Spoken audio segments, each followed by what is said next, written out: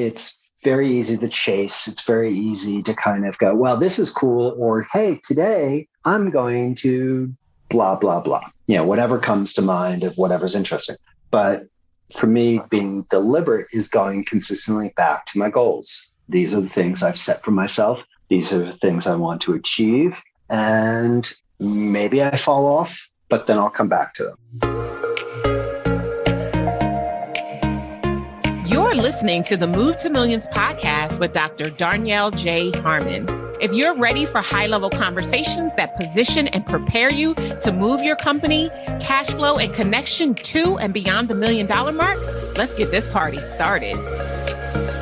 This episode is powered by God Girls Making Millions. If you are a woman on the move or making millions and you're looking for a new room that will serve and support you to and beyond your next level, this is it. Apply today at God Girls Making Millions. OMG, I'm so excited to share this episode with you. Okay.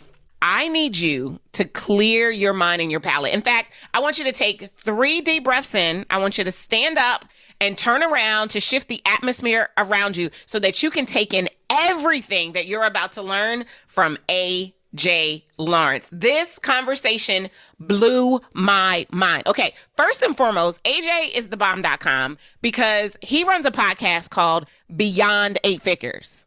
I'm sorry, did you hear me? Beyond 8 figures, not 7 figures, right? We here at Move to Millions are on the move to 7 figures, right? But AJ is talking, thinking, and act and making decisions deliberately beyond 8 figures. He himself had run many multiple 7-figure companies, had many multiple 7-figure exits. He's the kind of man you want to learn from. When you hear me say the difference between your vantage point and your vision point, AJ Lawrence is who should come to your mind. So you are in for a treat today. Thank yourself. Thank God that you decided to stop what you were doing and get your hands on this episode as soon as it dropped.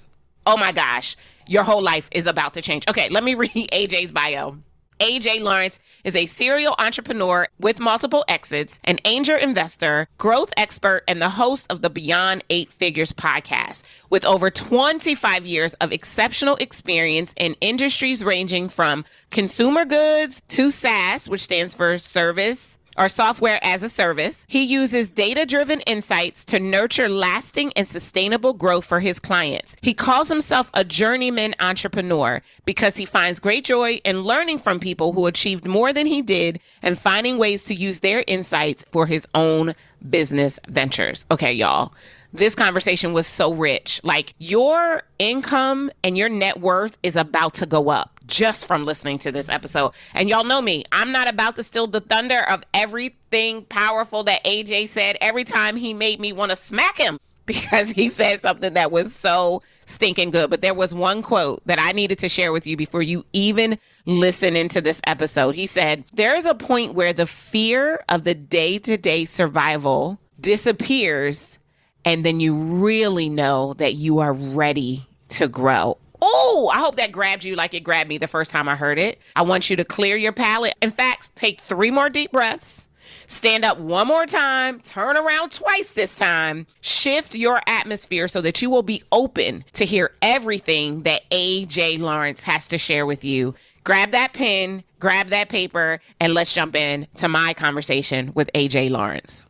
AJ Lawrence. Oh, I am so excited to welcome you to the Move to Millions podcast. How are you today? I am great. Thank you so much for having me on. I've been a big fan, been listening to your podcast, and I'm really excited to get a chance to talk with you here today. Yeah, I've been looking forward to this conversation because similarly, I've been checking you out and I love what you're up to when you're talking about. And I just know that our listeners are going to get so many powerful nuggets today to really stretch beyond even what I'm capable of doing for them on this show just by having you here. So why don't you take a moment before we jump in and just tell everybody who you are in your own words? Sure. Yeah, I'll start simple. My name is AJ Lawrence. I'm a repeat entrepreneur.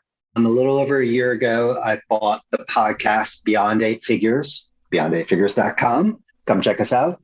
And on the show, every week we interview entrepreneurs from around the world who've had success to learn about the things they do to improve their ability to be an entrepreneur. We really kind of focus on the idea of what it means to be an entrepreneur and how we can make choices and be very deliberate about the practices we take to improve our entrepreneurism. I think that's a word. Yay. I'm not making up words already. I'll do that later. Oh, look, I'm good for making up a couple of words myself, so it's all good. Good. Yeah. I just, I'm someone who's been around. I've gotten very, very lucky. I've sold some businesses in the low to mid 7-figure range. But in my own experiences, I found I made so many mistakes in my journey. And I kept thinking a lot of where my successes really were in hindsight, at the moments, they felt like failures because they weren't what I was trying to achieve. They were much lower.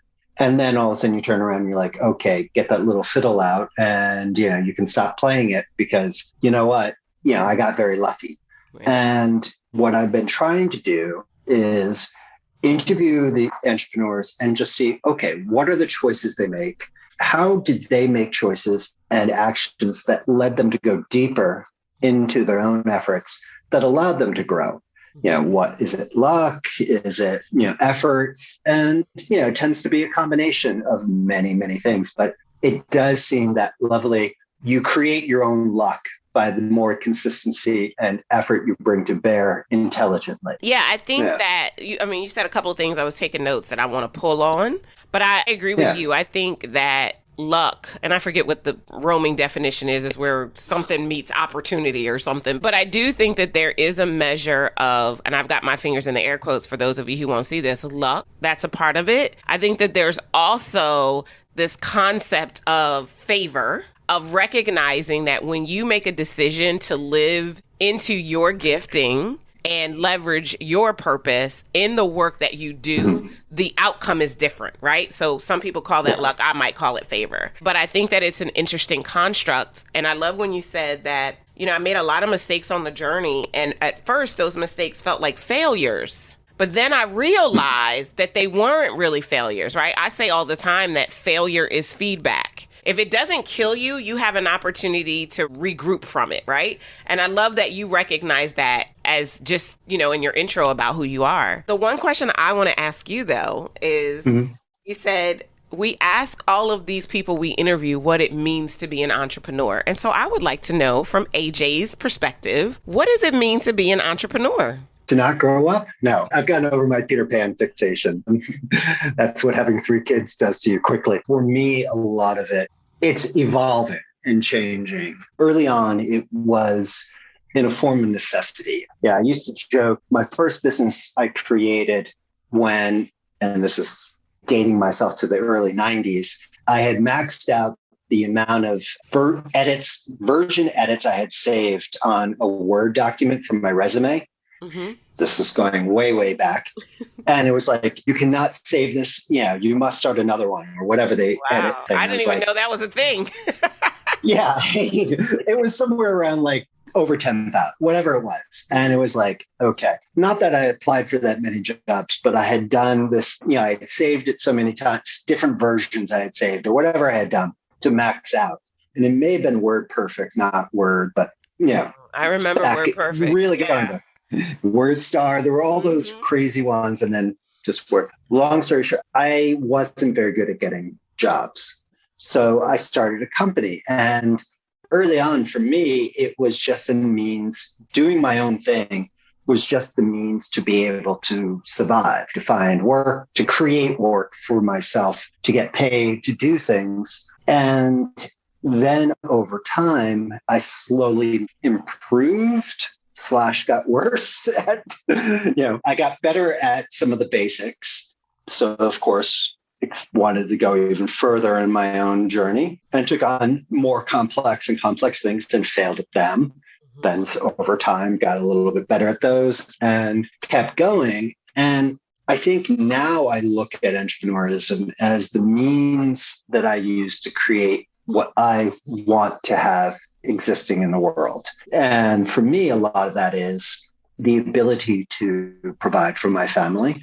That's been my main thing for my means. And I'm very interested because you talk a lot about this in your podcast. Is just my means for giving back. I have I love exploring and finding new not-for-profits around the world that are doing really great things.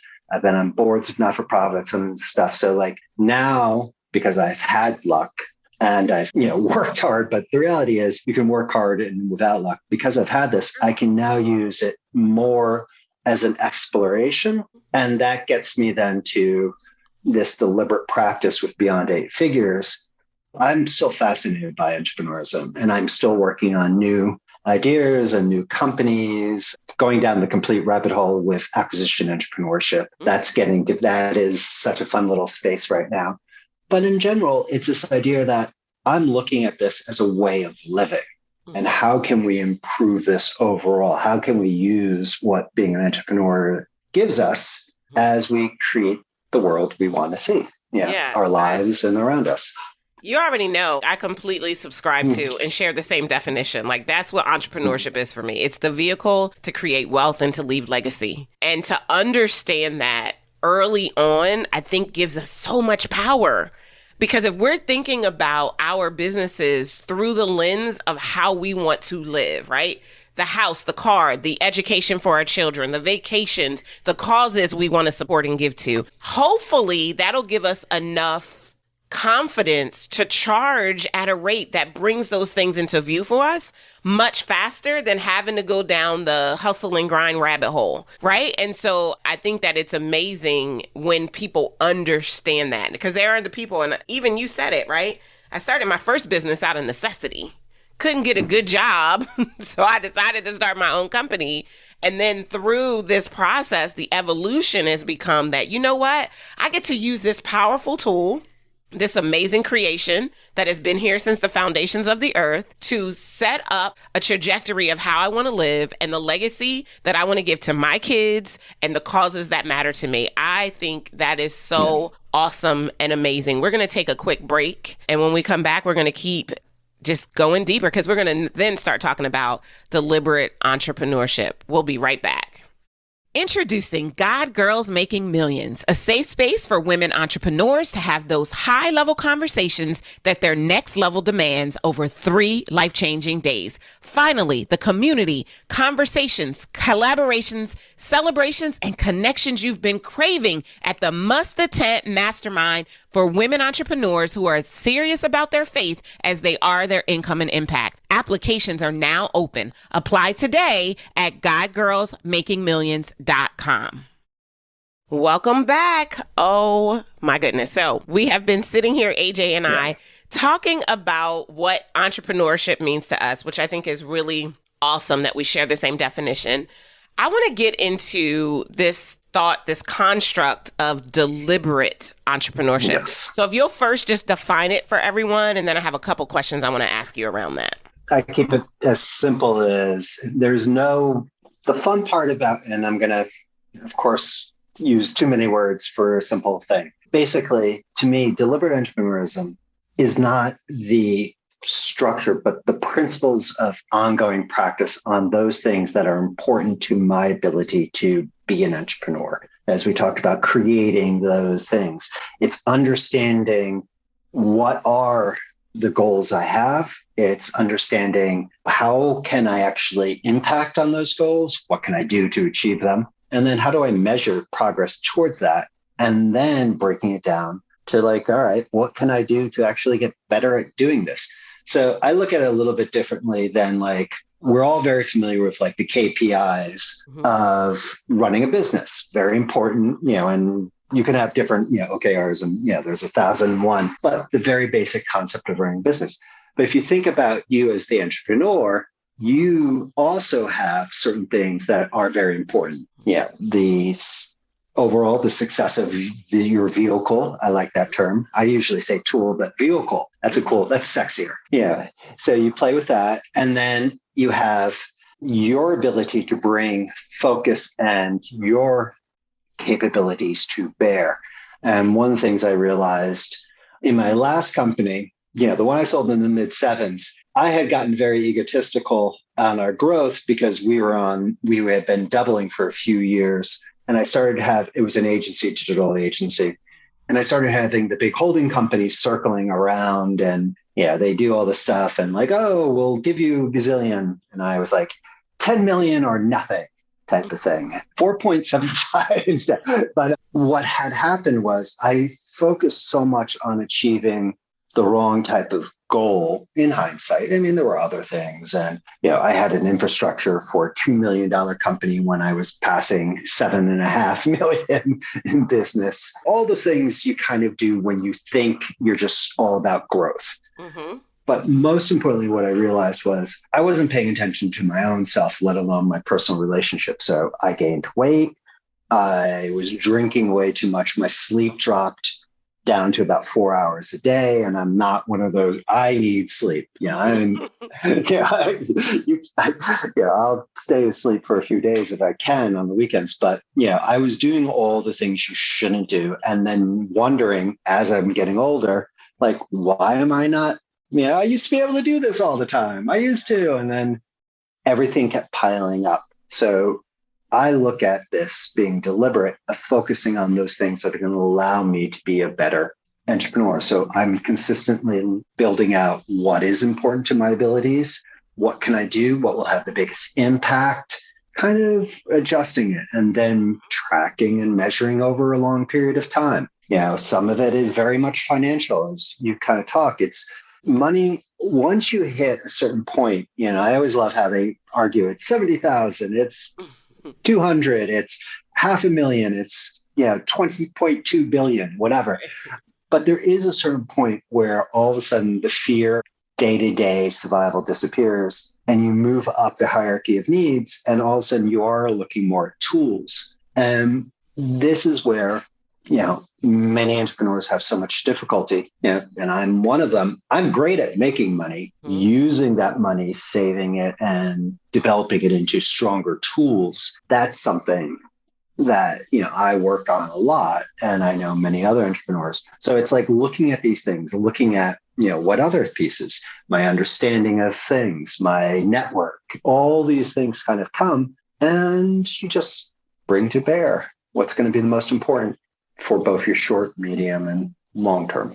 And so what is the practice that you utilize to kind of be able to strip that down to break it into most important for short term, medium range, and long term? Like, how do you do that? I think our listeners would really benefit from hearing how you, after having multiple businesses that you have made and sold for 7 figures, and really on this construct of living your best life and recognizing when you weren't, right? Like I always say, you can't have a booming business when you have a busted life. And so that construct, but to now be in a place where you are very deliberate and you're spending this time to think and process and to, I was trying not to use the word deliberate, but I can't, to deliberately show up every single day so that you're giving your best to yourself, to your family, to your companies, to your community, to the causes that are important to you. So what does that process look like?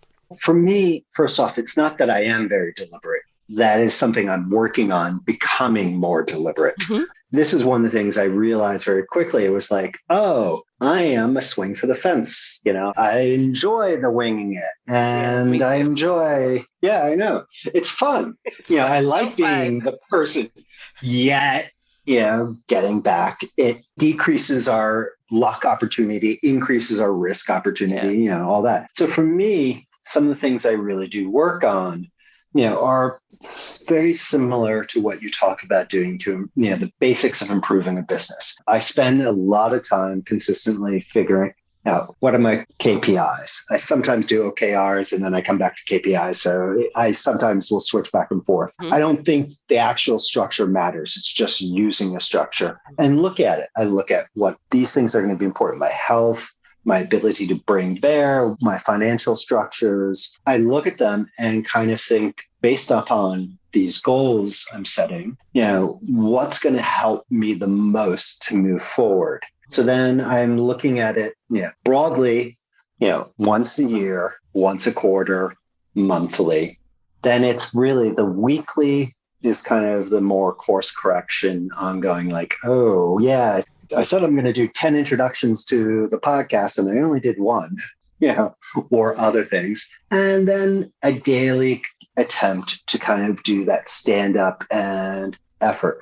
It's it's just ongoing being present in what I am doing. It's very easy to chase. It's very easy to kind of go, well, this is cool. Or, hey, today I'm going to blah, blah, blah. Whatever comes to mind of whatever's interesting.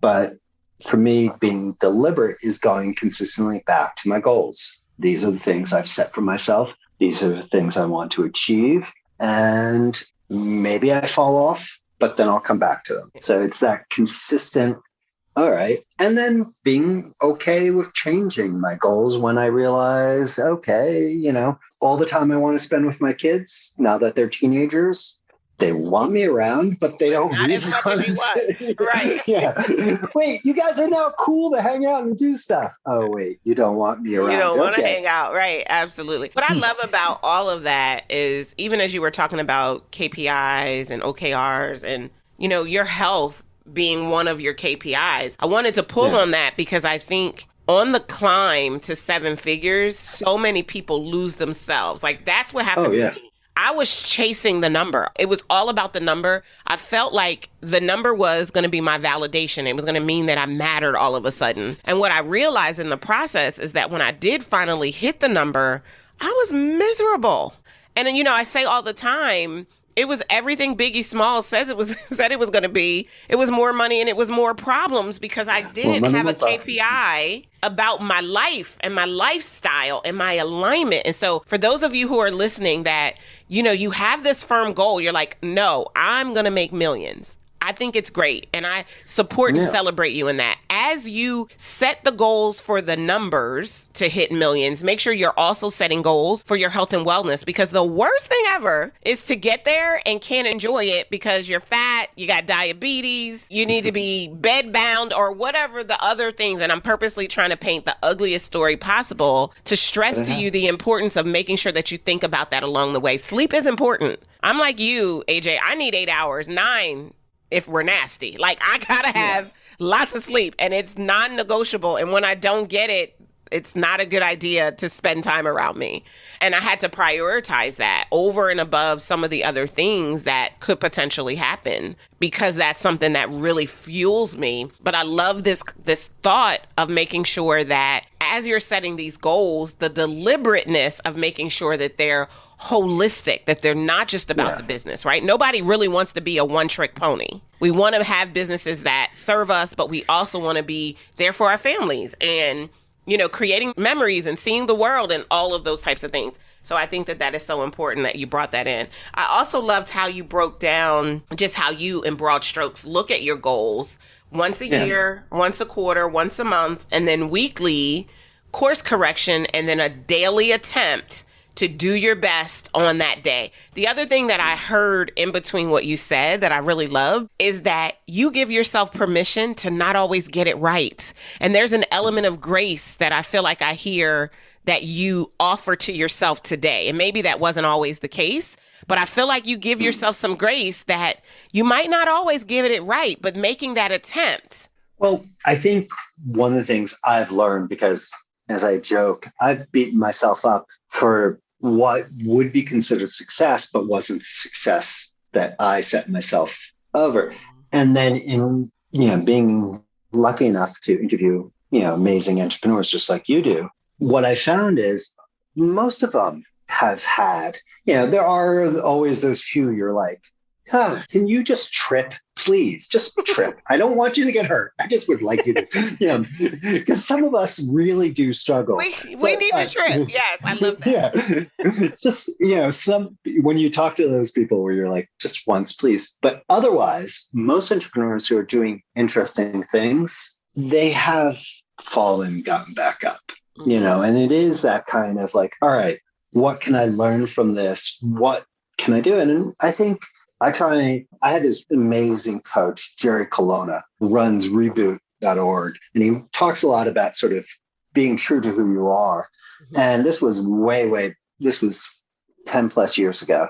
And his whole thing is, the only thing that matters is incremental progress, directionally correct.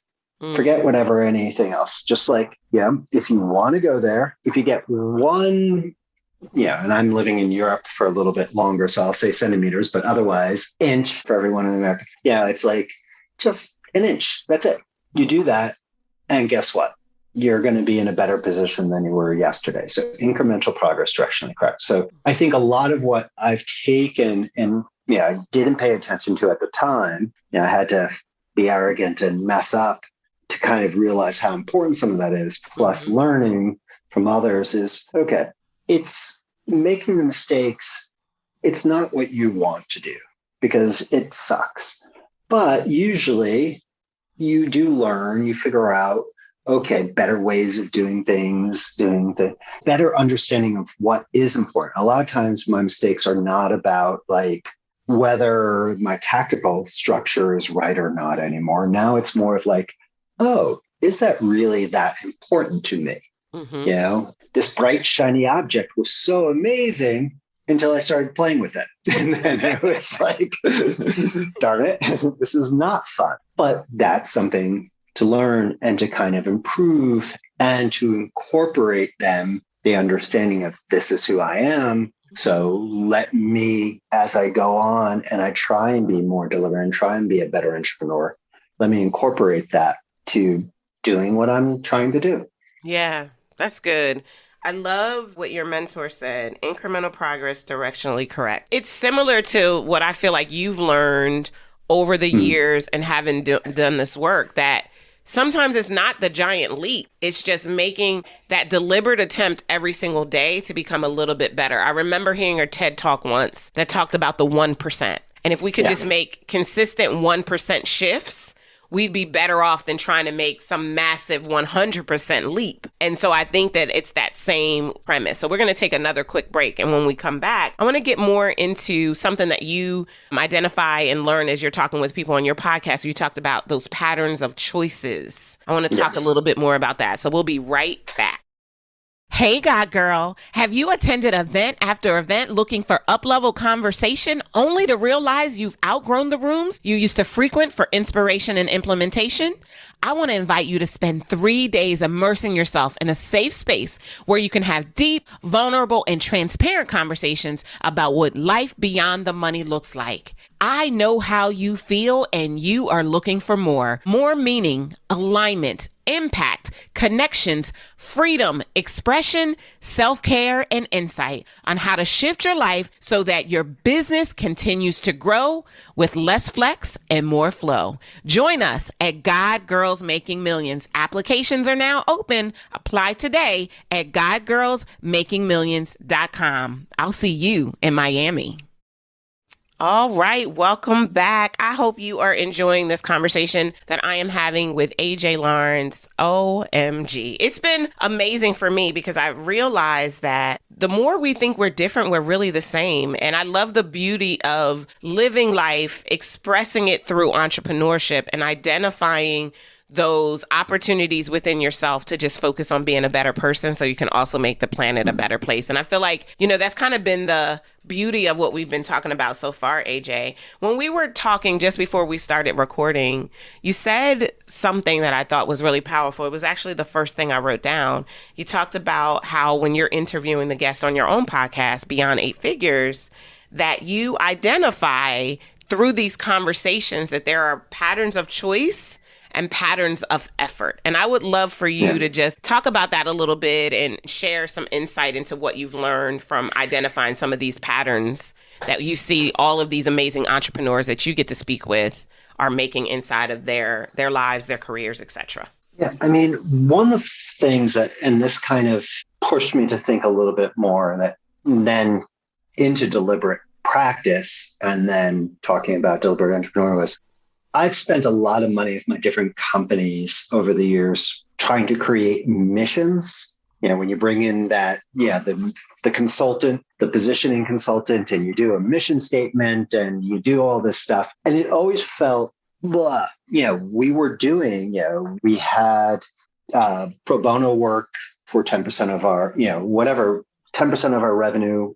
We would always take 10% of our revenue to then do pro bono work with not-for-profits. We sponsored different things. I did an underground cocktail party series where all the money was going to charities. It wasn't just an excuse to drink. It was actually happening. We were doing all these things, but there was nothing coherent about it, other than, oh, we're trying to be good. So I'd spend this money. And then like you talk with these consultants and there was always this little bit like, oh, you just do this and then everything is great. And I was like, it didn't feel right. And it wasn't. And I couldn't sit there on one day or even a series of like a month of talking with these consultants ever create something that felt holistic and real and living for what we were trying to do. Over time, we did kind of come up with this like, oh, we are engaging, we are tactical, but we provide strategic, we integrate strategically with the tactical capabilities, we're data-driven. We did all these things that became us, but it never came out of that effort. So I always felt like I just couldn't understand mission. And the more I would hear from people like, oh, you just got to have a mission or you just got to do this. I was like, yeah, mission driven. That's marketing. And I'm a marketer. Right. That's just baloney. And then talking with a few people, Tara Golden of Hint, the founder of We Are Rosie, and a few others, what I realized was, and this is what kind of led me to kind of rethink and talk about this incremental and this ongoing practice, was they didn't start off with these amazing missions. They weren't like, oh my God, this in general, when you talk about any athlete, any artist, anyone, they're not great at first. But so often, I think entrepreneurs, we hear stuff about how great someone is because of what they're doing, not how great they are because of all the little stuff they did. And to me, it was fascinating, especially Tara Gordon. She talks about like all she really did at first was make her thing of trying to become more healthier by she was drinking all these bad diet sodas and wasn't losing weight and beating herself up and all this. So it was like just trying to make it real to her self that if she created this water with real ingredients added to it for flavor, she would be healthier. And that like just to get her. And then it was like, oh, some of the people helping me do this as I do, and rinse and repeat, rinse and repeat, rinse and repeat, till all of a sudden she's on Shark Tank. She's, right, talking all over the place. And it's at like, oh, that was incremental progress at its finest. And it is about mission. And then all of a sudden you see, yes, being mission driven isn't the only way to create a business. Yet, getting back to that, increasing our field of luck, our opportunity, our zone of opportunity for luck, mission driven companies do tend to outperform non-mission driven. But they have to be real. It's that kind of the game. It's like, if you try and be mission driven, you fail. But if you become mission driven and you actually do allow it, you're not guaranteed anything, but you're probably going to be a little bit better off than if you don't. And Well, and I was just going to say, and I think that sometimes the mission is thinking about Kara doing something that helps you. Yeah. Right? Like, I think sometimes we're so esoteric and I want to create world peace. But maybe it's not world peace you need to be focused on. You just need to be focused on peace within your home. And as a result of that mission, it opens up an opportunity for you to serve other people. It's like the old Zig Ziglar, right? If you help enough people get what they want, you'll get what you want. And we often help people get what they want by figuring out what we want. Like when I think about my own company and the way that I do everything, the reason why excellence in customer service is so important to us is because it's important to me, and that's what I would want. So I created services that I would want to receive from the people that I'm hiring, and then as a result, my clients get to have these life-changing experiences, and that's a big part of our mission. And so I feel like even that is a pattern to explore and to think about, because if you, like you mentioned, struggling with figuring out your own mission, maybe because we were trying to make it so big instead of bringing it in and making it about you and what was important to you first, and then from that vantage point expanding out. I don't know, just a thought. No, but I love what Kara just said. I think that is a powerful pattern to understand and recognize. No, and I think that's what is fun about looking at things and being incremental. It's like, oh, wait, I don't have to do this tomorrow. Right. And then looking at what else is there and what else, because, one thing I do like is, I created my first real company when I was 23 and I'm 53 now. So I've had a few swings at different things, and it's like, oh, and I'm probably the way health and science and all that, I'll probably have even a few more years. But even if things stay normal, okay, I still have another 15 plus years. Right. That's a good amount of time. If I can keep bringing to bear, even if I fail, but I learn and I slightly improve, this next opportunity, I may be that much more effective at bringing this opportunity to fruit. So how can I learn? So for me, it is definitely this idea of not just, I guess it's to not feel so awkward and to not feel like I'm constantly making mistakes, because being an entrepreneur is pretty much feeling like you're constantly making mistakes. I mean, that's not the main definition. Right. But that's, it's like, every little thing, I feel every big success is just sort of like, oh, that's right, that happened. But it is this ongoing of like, oh, what can I do to make this not feel so strange and not feel so this, and then share that. Yeah, I agree. I think you've shared just so many powerful things, but even that last question that you ask yourself, how can I learn? And having the courage to ask yourself that question and to sit and wait for the answer. Like, I think that is so powerful. I know that was a big thing that changed for me because, like most people had the fear of failure.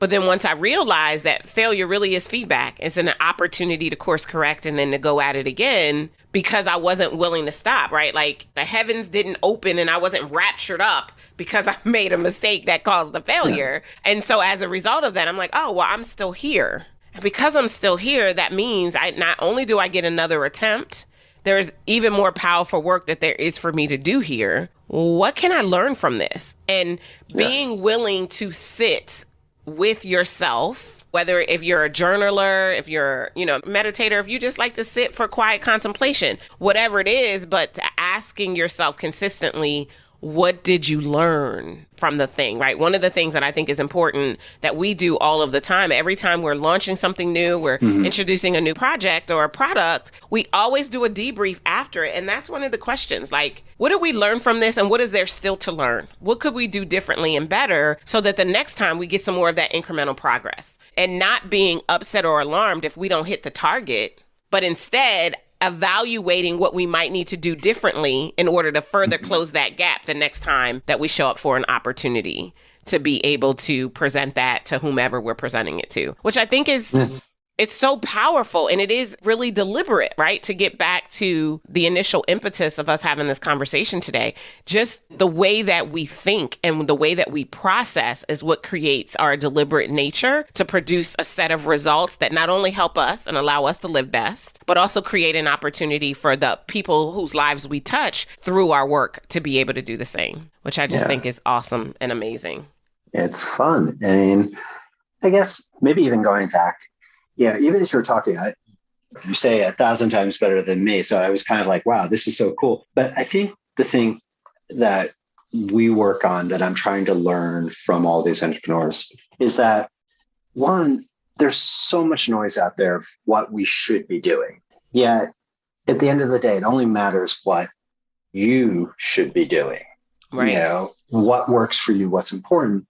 But this idea of hearing what other people have done, it's not that you should copy them, but you should listen to them and see what resonates for you. Yeah, I jokingly say, if it resonates, then steal it and make it your own. But at the end of the day, it's still this idea of like, all right, focus on sort of your direction, then kind of listen and see, because, it used to be really hard to find, other than like the really, Wall Street Journal style back before even the internet, you didn't used to hear about entrepreneurs. It was just so there. And then if you were anything but the classic style of entrepreneur, you were kind of out on your own. There was no like, oh, I want to become like this person. You didn't know they existed. So now, like with your podcast, with mine, it's like, go find the people who are talking to people who are doing things that are similar or resonate within what you're doing. So then you can see what's possible.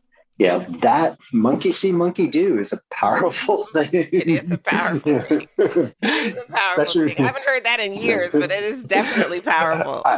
Yeah, this has been great, AJ. I have 3 questions I like to always ask just to kind of round out our time together. But before I do, I just want to give you the floor. If there's anything else that we didn't really get to talk about around this construct of deliberate entrepreneurship or anything else that you want to be able to share, I just want to give you the floor to be able to do so.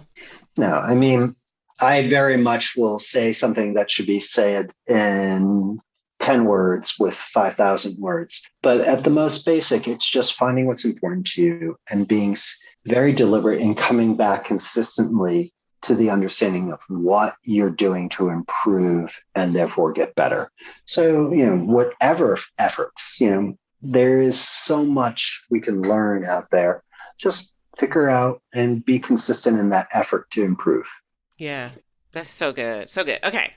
Now, of course, because you've been listening to the podcast, I always ask my 3 closing questions. And I really like to do it because, these conversations, sometimes we talk about business, sometimes we don't. But I always like to ground it so that the listeners are, number one, creating their own professional library from amazing books that they can read that helps them to do what it is that they need to do. And then they learn about tools that might be useful to them on their own journey to and beyond the $1 million mark. But first, your favorite quotes. All right. I am what I am. But I can't even say it I am what Popeye. Popeye version of it. Okay. Yeah. I am what I am. It's like a lot of things, that seem funny and then resonate. You're like, oh, that's haha. And then you're like, oh, wait, there's a lot truth to it. In that, it is right? Being true to yourself is always the path. Yeah, that's good. That's so good. And then what was the last book that you read? The last book I finished, because I just reread it, was 100 Years of Solitude. Okay. I try and go back to that book every between 5 and 10 years. And I find as I get older, it resonates differently, more so because it's truly one of the great pieces of literature. And for me, it's understanding humans and the human condition and the period of how people interact under stress and all that I tend to take more in my business. Sometimes I'm really sad. I'm reading some great classic thing and I'm like, oh, wait, but I could use that in my business. I do that versus business books where sometimes I'm like, there's 2 great things you're saying, but you have 400 pages. So I tend to focus more on, histories and literature. So the last one I just finished last week, and I'm trying to breathe it, was 100 Years of Solitude, just because it is, the creation and the death then of this amazing family during really turbulent piece of time, that maybe we're looking at similar things, right, about 100 years ago. So it's fun for me. I like to look at that. I love it. And then lastly, what is one tool that you swear by that has been instrumental on you consistently making the move to millions and, of course, getting beyond 8 figures? It's funny because I've been doing I've been doing this since the 90s, things that were so big and this are now I remember moving to email and having all my team communicate through email. And everyone's like, but is that AOL? It's like, no. So for me right now, it's Notion. And I just keep finding ways to make it deeper and sort of working both with my team and then partners I have, that it's like, wow, the deeper we go into this and the more we can share structure or even just loose thoughts, the more we're kind of getting out of it. So for right now, it's exploring what we can do with Notion. I love it. This has been such an amazing conversation. I know that our listeners are going to be so much more enriched as a result of exploring a lot of the things that we talked about that'll help them to become more deliberate in their pursuit of being the best versions of themselves and building companies that serve them and also serve humanity. So I just want to thank you again for taking the time to come and hang out with me. This has been awesome. Thank you. I mean, like I said, I love your show. You are and from one podcast host to another, you are so smooth and flowing. You are very rich and caring in your interviewing style. So I've been learning so much. Even just you interviewing me, I'm like, oh, I got to do that. Yes, okay. I got to try that. Okay, yes, take that breath, do that. Okay. So yes, thank you so much for having me. You are so very welcome. Thank you so much for being here. Was I right, or was I right? That was awesome.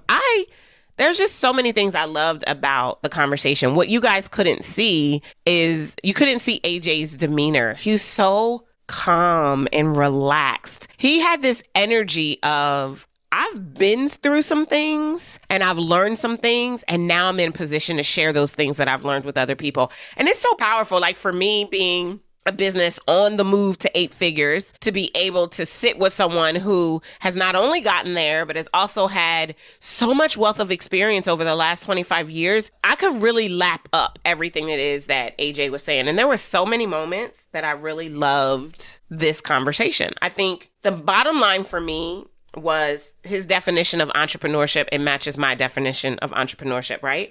That is so important that you're really, really clear about why it is that you're doing what you're doing. And then at the end of the day, he said all of this is to allow him to become a better person and a better entrepreneur. And I want you to ask yourself, if what you are doing is not making you better, why in the devil are you actually doing it? I just loved his whole story. I love the focus on deliberate entrepreneurship, the definition being the principles of ongoing practice that's important to be an entrepreneur. The principles of ongoing practice. Doesn't that sound familiar? Because y'all know I'm always talking about the principles. And how are we leveraging the principles in order to experience what it is that we truly desire at the next level? And then my round out quote for our time together was, being true to yourself is always the path to being a deliberate entrepreneur, or just being a deliberate human, right? Because it's about so much more than just our businesses, guys. It's about how we can leverage our businesses to make this world a better place. And this conversation with AJ just really brought all of that home for me. Now, if you want to make sure that you don't miss one single solitary episode, do yourself a favor right now and subscribe wherever you get your podcast. Subscribe. And if you are enjoying the conversation, and if I'm sharing things and our guests are sharing things that make you think differently, make you evaluate your ability to go to the next level much faster than you have been able to do so on your own, please do us a favor and leave us a rating and/or a review. And I'm just going to thank you in advance for helping us to get this powerful podcast further into the world. It is because of all of you that we are already listened to and downloaded by so many people around the world. Thank you so much for coming. Thank you for listening. And thank you for helping me to do all that it is that I get to do. And I thank you for allowing me to be a deliberate entrepreneur. I'll see you guys next time. Take care. Thank you for joining me for the Move to Millions podcast. The way I see it, you deserve a business that generates millions. If you're ready to get started, grab our Move to Millions Quick Start Guide and join our online community at movetomillionsgroup.com. If you enjoyed our time together, do yourself a favor, head on over to iTunes, subscribe, rate, and leave us a review. Until next time, remember, millions are your birthright, and to access them, all you have to do is move. I'll see you next time. Take care.